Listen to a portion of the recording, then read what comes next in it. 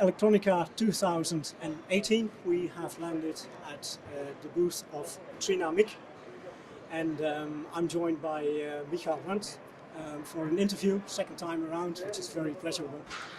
And Trinamic is a company extremely specialized in motor control.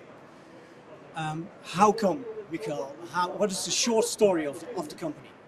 Well, the short story is we started as consultants. Basically, I started as a one-man show, and I was developing hardware and software, and we ran into projects that were pretty demanding, and where we had to... demanding from a point of view from the customers or for yourself? Yeah, I mean, if you start a company and you take every order that you get, yeah, because you need bread on the table. So we were taking orders that were technically very demanding. So we had to control, for instance, for some applications, hundreds of motors at the same time. Yeah, and that was a big challenge. And we found out, wow, that's not so easy to do sometimes with the software solution. And so this, by the end of the 90s, we started to develop our first motion controller, dedicated motion controller, where we realize special functions in hardware. This is kind of the DNA of the company, and this is how it all evolved to one of the biggest portfolios in the industry. Yeah, thank you. Yeah, it is talking about portfolios and industry. How do you link to the industry in terms of selling the products or bringing them to the market? Yeah, we love selling our products. Sure, I do it all the time. Yeah, that's great activity, isn't it? And of course, we have kind of a mixture. We have local distributors covering certain regions. Yeah, for instance, for the Netherlands, we have Top. Yeah, Top Electronics. Yeah, Top Electronics. We have in Germany, important channel is MEV. Yeah. So, but we also work with global companies. Let's say DigiKey, making our products available, giving more support through the internet. So it's a different style of distribution. But for us, it's very important that the engineer gets access to our components at short term. So if it's high volume business, sometimes it's key account business, or if it's special development, but most of our sales are via distribution, and we're trying to, of course, give the best support to our distributors on their internet pages by doing reference designs and so on. More about that perhaps later, a bit about supporting engineers, Michael. So the arrival of 3D printing and laser control systems must have stimulated your developments enormously. Or are there unexpected signals or triggers from the industry which led you to make more and more motor control? Yeah, what we love is that microelectronics is all about democratization. Yeah, so we started doing 3D printing many years ago, but the devices were really huge and expensive. So what changed is that suddenly you can buy them on Amazon or something. These 3D printers. So everything, we like to call it digital manufacturing, because it's not only 3D printing, it is desktop milling, it's desktop water jet cutting, it's all kinds of things that moved from an industrial scale to basically desktop. And this helped us enormously because the customers want special features. So if a 3D printer is sitting on your desktop, you want it silent. Yes, yeah? I noticed one special IC or driver system you have, which is more silent than any other system I have heard. Yeah, basically you cannot hear it. It's an annoying sound, isn't it? Yeah, the future, everybody wants drive systems to be noiseless, smooth, yeah, perfect control. And this is where I see Trinamic converting digital data to the perfect physical motion. Yes, that's exactly where you are, between the borderline of software and digital control, and the most perfect way of getting that into motion. Is that correct? That's exactly our mission.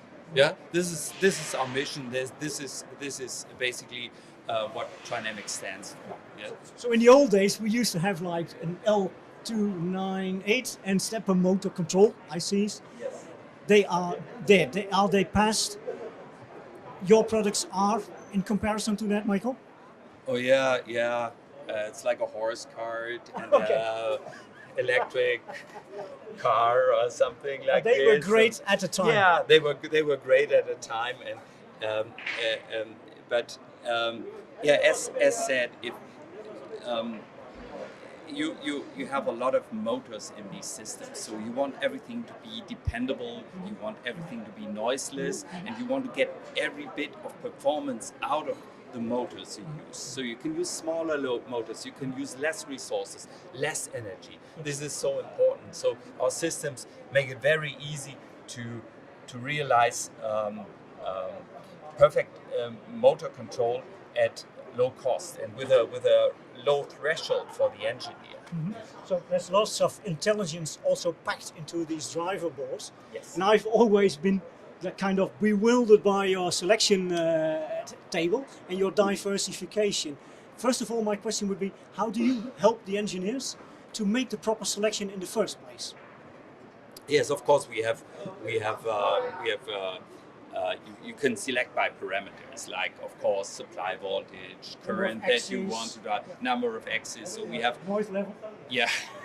We have reference designs. We have a huge selection of evaluation boards. So some we give away. Yes, I noticed some with very funny names as well, like Landungsbrücke und Eselsbrücke. So that's German for a quick explanation and to help people. There's always a story. At Trinamic, there's always a story behind things. You know, it's interesting. That's always a story. And Landungsbrücke basically means landing bridge. Yes. Yeah. And this is the place in Hamburg where the big ocean liners used to go, like all over the world. Yeah. So that's a place where I like to eat my fish and chips still. Yeah. That's also a place where you step from the solid ground onto something very wobbly called the sea. Yeah. It shouldn't feel wobbly if you use one of our evaluation boards. No, of course that's not the intention. No, this is still definitely solid ground, and the evaluation boards are all open source. Yeah, so it's easy to basically. That's great to hear. Basically copy. Yeah, and use it as a reference design and get to a result very fast. And there's of course tons of software coming with it, code to make it easy to use the functionality and that the chips offer. Do you get many questions from engineers like, which is the best for me and why? Yes, of course, sometimes. How do you help them? By sending off an Eselsbrücke? Yeah, I mean, we can recommend certain setups, and we know a lot of applications. Yeah, so that's one thing. So first, we have for all kinds of applications, we have kind of solutions that are ready to go and that can be easily adapted for this specific application. So if somebody wants to build a blood analyzer or something like this, we probably did it 10 times. Yeah. Tell me, Michael, do you have any funny recollection of a sensational application or a very stupid application from one of your customers? Can be anonymous. Yeah, I mean, it's always very exciting. Yes, I mean, it's kind of, I like all the stuff that is dealing with life sciences, healthcare, and so on, medical. Yep. Yeah. Okay. So because this is what I see is a really an important industry for mankind. Yeah, because we will all live longer. We will also do with responsibility and taking care of people and making electronics work for people instead of the other way around. Yeah. So when I look, 2 years ago we joined an event in Switzerland where one of our customers used a bionic leg. Yeah. So and it was an event in Switzerland where kind of people competed in games with artificial limbs. Yeah. And it was so exciting. This is one of the things that really was really exciting to see, because you had people in the audience, who were looking towards this technology to be available, because they had these handicaps and they were looking forward. They kind of look past all the electronics and all our programming and processors and what have you. They look at the human application level. That's a human application level, and of course I see a lot of stuff that is so amazing, yeah, that like what people do with our technology to enable a progress in the medical arena. Okay. Yeah, but there's of course we have also funny stuff. We have art projects, yeah, which are in artists doing stuff that is also all the time amazing. Yeah, people love when things are moving. Yeah, And it has to do with human activity, which is very natural, you think, but it isn't. If you think about artificial intelligence, autonomous driving, there's always one point where all this artificial intelligence has to convert to physical motion. Otherwise, That's where you step in. This is where we step in. Very. So this is driving our progress. But you see, it's in medical, but there's of course a big part that goes to robotics, yeah, and so on. This is. Oh, Michael, all this requires, of course, that's natural. Also to say, requires huge processing power. You are developing something in the realms of standalone computing. Are you working on a controller, which is whatever? Yes, I've heard rumors. Yeah, RISC-V rumors. Oh yeah, well we're very Tell us about it. This is, of course, if you look at the ecosystem of a board solution. So most of the components now are Trinamic components. Yeah, but what we were always looking forward to is having the ability to integrate a controller core. Yeah. So what happened in the last years? RISC-V. Yes. Yeah. The open source idea of having a controller core that is very stable in instruction set, yeah, and our customers like the idea of longevity, yeah, long-term availability.